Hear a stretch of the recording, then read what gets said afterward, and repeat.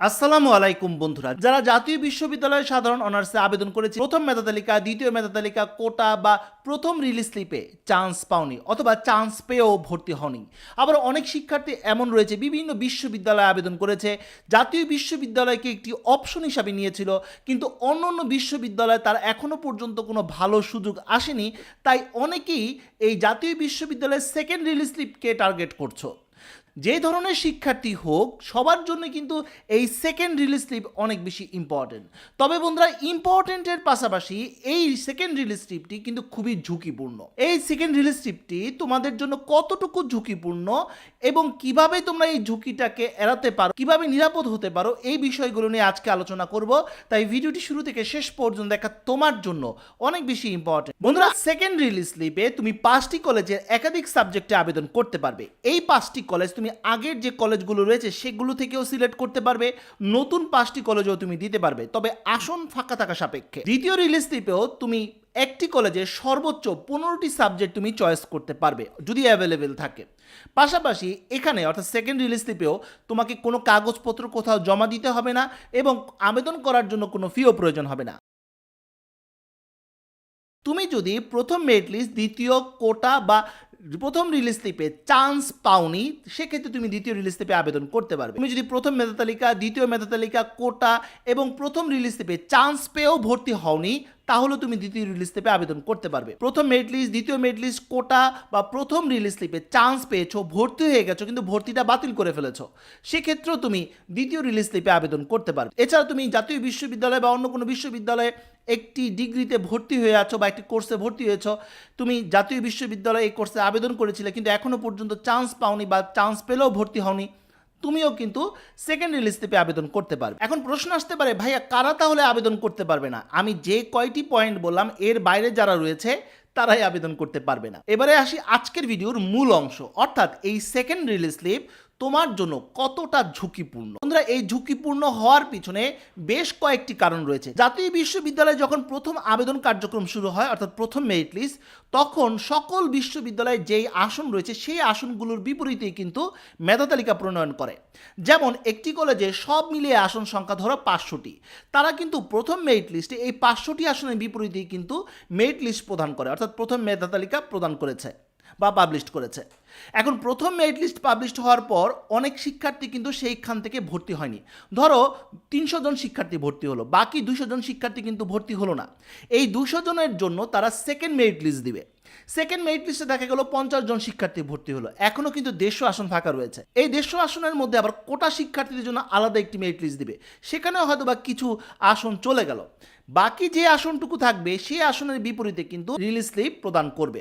তার মানে নিশ্চয়ই তোমরা বুঝতে পারছো, প্রথম মেধা তালিকায় যে পরিমাণ আসন সংখ্যা রয়েছে, আসনগুলো কমতে কমতে দ্বিতীয় রিলিজ স্লিপে এসে আসন সংখ্যা একদম কম থাকে।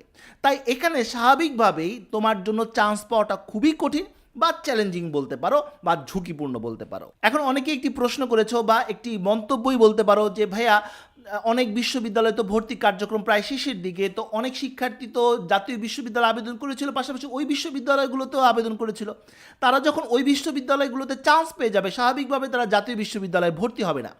তাই এখানে তো আসন বৃদ্ধি হওয়ার কথা, তাই এটা ঝুঁকিপূর্ণ কেন হবে বা আমাদের জন্য তার সুযোগ বেড়ে যাওয়ার কথা?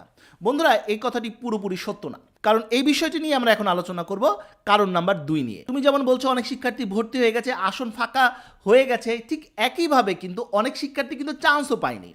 তারা অনেক শিক্ষার্থী এমন রয়েছে যারা জাতীয় বিশ্ববিদ্যালয়ে আবেদন করেছিল, অন্যান্য বিশ্ববিদ্যালয়ে আবেদন করেছিল, জাতীয় বিশ্ববিদ্যালয়ে বিভিন্ন সময় তারা চান্স পেয়েছে কিন্তু চান্স পাওয়ার পর ভর্তি হয়নি, কারণ তারা সময়টাকে এক্সটেন্ড করতে চাচ্ছিল, কারণ তারা এটা বুঝতে চাচ্ছিল যে অন্য অন্য বিশ্ববিদ্যালয়ে তার পরিস্থিতিটা কেমন বা অন্য জায়গায় যদি সুযোগ আসে তাহলে চলে যাব, না হলে এখানেই থাকবো।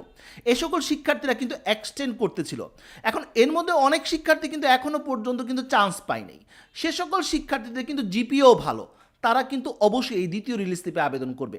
এছাড়া আরেকটি বিষয় তোমাদেরকে জানিয়ে রাখি, 7 কলেজে কিন্তু চয়েসের রেজাল্ট দেয়নি, তাই এখানে কিন্তু বেশ কয়েকটি আসন রয়েছে যে সকল শিক্ষার্থীরা হয়তোবা তারা চলে যাবে, কিন্তু এখন যেহেতু কার্যক্রমটি শুরু হয়নি আর অন্যদিকে জাতীয় বিশ্ববিদ্যালয় খুব দ্রুত এই কার্যক্রমটি শেষ করবে, তাই এই সকল শিক্ষার্থীরা কিন্তু এই আসনগুলো ফিল আপ করবে বা আবেদন করবে অ্যাটলিস্ট এই সেকেন্ড রিলিজ স্লিপে। আর আবেদন করা মানেই হচ্ছে ঝুঁকিটা বেড়ে যাবে, কারণ এই সকল শিক্ষার্থীদের কিন্তু জিপিএ বেশি। তাই এই সেকেন্ড রিলিজ স্লিপটা কিন্তু তোমার জন্য ঝুঁকিপূর্ণ হতে পারে। বন্ধুরা, জাতীয় বিশ্ববিদ্যালয়ে যে কোনো কোর্সই হোক, বিশেষ করে প্রফেশনাল অনার্স বা ডিগ্রি পাস কোর্স বা সাধারণ অনার্স, এখানে কিন্তু দুইটির বেশি রিলিজ স্লিপ দেওয়া হয় না। স্বাভাবিকভাবে সাধারণ অনার্সেও দুটি বেশি রিলিজ স্লিপ দিবে না। তাই যারা আশা করছো বা অনেকে কমেন্ট করেছো যে ভাইয়া তৃতীয় মেরিট লিস্ট কি দিবে, না, এই ধরনের মেরিট লিস্ট দিবে না, দ্বিতীয় মেরিট লিস্ট পর্যন্ত থাকবে। জাতীয় বিশ্ববিদ্যালয়ে যদি আসন ফাঁকাও থাকে বা অনেক আসন ফাঁকাও থাকে, তারপরেও কিন্তু তারা তৃতীয় মেরিট লিস্টে দ্বিতীয় রিলিজ স্লিপে যাবে না। তাই অবশ্যই এই দ্বিতীয় রিলিজ স্লিপটি তোমার জন্য ঝুঁকিপূর্ণ হতে যাচ্ছে। এই ছিল প্রধান 3টি কারণ যেই কারণে জাতীয় বিশ্ববিদ্যালয়ের সেকেন্ড রিলিজ স্লিপ তোমার জন্য ঝুঁকিপূর্ণ। এখন প্রশ্ন এসে যায়, তাহলে ভাইয়া এই ঝুঁকিটা আমরা কিভাবে কমাতে পারি, কিভাবে নিরাপদ হতে পারি? বিষয়গুলো এর আগের ভিডিওতে আলোচনা করেছিলাম, অর্থাৎ গতকালকের ভিডিওতেও আলোচনা করেছিলাম। এখন সংক্ষেপে আলোচনা করছি, আশা করি একদম ক্লিয়ার হয়ে যাবে।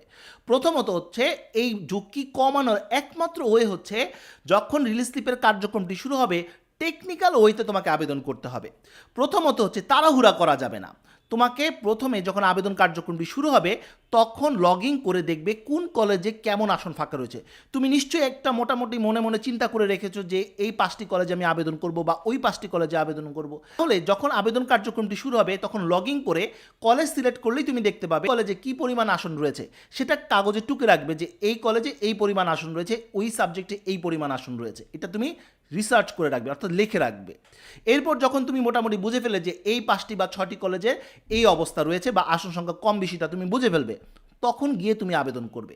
আবেদন করার সময় তোমাকে অবশ্যই যেই কলেজগুলোতে আসন সংখ্যা বেশি রয়েছে সেটাকে তুমি আগে দিবে, যেগুলোর আসন সংখ্যা কম সেগুলো পরে দিবে। পাশাপাশি যেই সাবজেক্টগুলোর আসন সংখ্যা বেশি সেগুলো প্রথমে দিবে, যেগুলোর আসন সংখ্যা কম সেগুলো পরে দিবে। দ্বিতীয় টিপস, তোমাকে অবশ্যই প্রাইভেট কলেজগুলো অর্থাৎ বেসরকারি কলেজগুলো সিলেক্ট করতে হবে। বন্ধুরা, এই অবস্থায় অর্থাৎ সেকেন্ড রিলিজ স্লিপের ঝুঁকি অনেক বেশি, সরকারিতে চান্স পাওয়ার সম্ভাবনা খুবই কম। এক্সট্রা অর্ডিনারি যদি জিপিএ না থাকে, নাম্বার না থাকে, এখানে সম্ভাবনাই নাই। তাই অবশ্যই এখানে প্রাইভেট যে কলেজগুলো বা বেসরকারি যে কলেজগুলো রয়েছে সেগুলো তুমি সিলেক্ট করার চেষ্টা করো, তোমার চান্স পাওয়ার সম্ভাবনা অনেকাংশেই বেড়ে যাবে। বিশেষ করে উপজেলা ভিত্তিক যে বেসরকারি কলেজগুলো রয়েছে সেগুলো যদি সিলেক্ট করো তাহলে আরও পসিবিলিটি বাড়বে। নেক্সট টিপস, বিভাগ পরিবর্তনের সাবজেক্টগুলোকে আগে দিবে না। এখন প্রশ্ন করতে পারো, ভাইয়া আমার তো বিভাগ পরিবর্তনেরই টার্গেট রয়েছে। সেক্ষেত্রে তুমি অবশ্যই আসন সংখ্যার উপর বেস করে সাজাতে পারো। তবে আবারও বলছি, বিভাগ পরিবর্তনের সাবজেক্টগুলো দিলে চান্স পাওয়ার পসিবিলিটি অনেকাংশে কমে যাবে। বিভাগ পরিবর্তনে কিন্তু আসন সংখ্যার একটি বিভাজন রয়েছে, তাই এখানে কিন্তু তুমি অ্যাপ্লাই করলেই চান্স হবে না, একটু ভালো জিপিএ নাম্বার কিন্তু প্রয়োজন হবে।